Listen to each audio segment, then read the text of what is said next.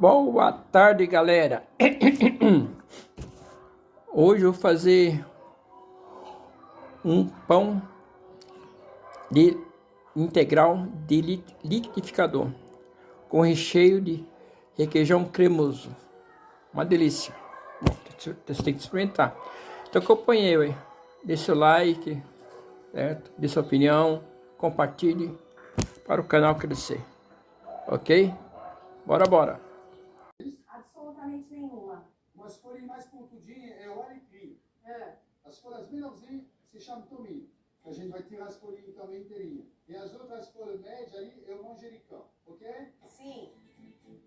Agora a gente vai despejar os tomates que estão dentro do bolo, a gente vai colocar em cima do ragu. Tá, o tomate no ragu. Tomate pelado. A gente tem que deixar bem cozinhar para poder apurar. Antes de eu voltar para poder preparar o sonhoque, nós vamos fazer ligar a boca mais